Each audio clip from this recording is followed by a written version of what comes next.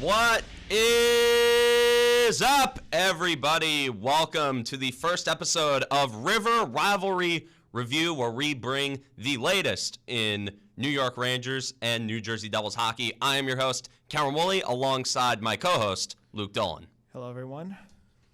So tonight, obviously, a major game tonight between the Devils and Rangers. Both teams sort of going in opposite directions, Luke. Very opposite directions. The Rangers have won 8 in a row. Everything's going swimmingly well for them, while the Devils, it's been inconsistency, like as far as I can see. Like they had a big win in the Stadium Series this weekend on Saturday against the Flyers, and then they come out super flat against the Capitals, losing 6-2. I don't know how you feel about that because you're the expert in this. I feel horrible.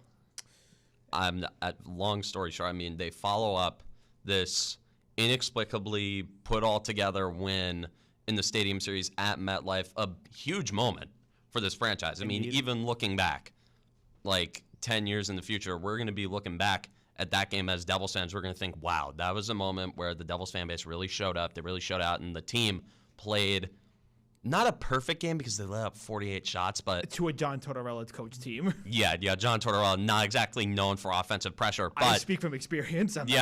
Former Ranger coach John Tortorella. Oh, I was thrilled that we had 10 shots. But they score 6 goals. Nico Hischier gets a couple, almost gets a hat trick, but he sort of shanked an empty net shot. But he had Nathan Bastian doing the Tommy DeVito when he scored that goal. Like, the vibes were at an all-time high. And then going into a game against the Capitals, a team who they should be beating, a team that went into this season with cup expectations. The Devils should be able to take care of that team, especially since they played a great game against a team who was in a playoff spot, in a divisional playoff spot in the Metro, third in the division, who played great hockey leading into that game. But they come out, they allow 6 goals. They allowed Alexander Ovechkin to score 2 goals in the year of our Lord 2024. A guy who's struggling to score goals this year. A guy who... News. Jimmy Vesey had more goals. At one point, yes. Yes, than Alexander Ovechkin going into that game. So, and Connor McMichael, who for some reason the Devils think is Connor McDavid, he scored 2 goals, and the team just, like, they were out shooting the Capitals by nearly 2-1. But the thing is, what wins games isn't expected goals. What wins games is goals. Actual goals. Like actual goals. And Nico Daws, who played great going into that game, just put up just an embarrassing performance. But now, you seem to be overworking Nico Daws. Did he get the start tonight against the Rangers? No news on that yet. It is a game-time decision for the Devils in terms of their goaltending. The only other option on the Devils is newly signed and called up Isaac Poulter, who has yet to play an NHL game. Now, as a Ranger fan, you're terrified. I am terrified because the last time the Devils called up a goalie making their debut was in the playoffs last year, and the Rangers could not solve him. I mean, Akira Schmid played well in the regular season going into that, so like he was kind of a spark plug, but again, like the Rangers and rookie goalies historically, you mentioned it. Yeah, and not to imagine that he's tall. They cannot be tall goalies. But while you're having goalie issues, the Rangers have none of those issues right now, even though it was looking pretty bleak in like January. Igor Shesterkin has finally recovered and is playing as well as he's ever been, especially with the last night or on Tuesday night against the Stars, who have the highest goals to get for in the season in NHL teams. He's 41 shots and got them a win. He's been playing very well, and you love to see that. Though there's also some question marks for the Rangers tonight, as Artemi Panarin and Jimmy Vesey are both game-time decisions tonight, which terrifies me because Artemi Panarin is the biggest source of offense for the Rangers this year. And if they have to play offense tonight without him, God help me, that is going to look awful.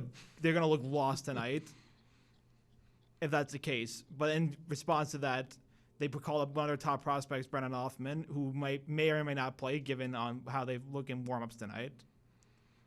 I mean, I'm terrified of Brennan Hoffman making his debut because rookie skaters, well, rookies in general just seem to have success against the Devils. The Devils, I read this around a couple years ago. I'm pretty sure the statistic still stands. They are the all-time leader. The New Jersey Devils, as a franchise, as an organization, all-time leader in giving up first career NHL goals. See, I feel like that's astounding because I feel like that happens to the Rangers a lot. I mean, I feel like every fan base thinks they're going through that, but with the Devils, it's statistically proven. So, anyways, what's your prediction for tonight? As much as I feel like the Rangers are going to have a letdown because they've won 8, eventually something's got to happen eventually, but I feel like they take this one tonight 4-2. I think the Rangers in front of what is basically going to be a home crowd for them. I mean, especially given the way things have gone for both teams this year, I think the Rangers...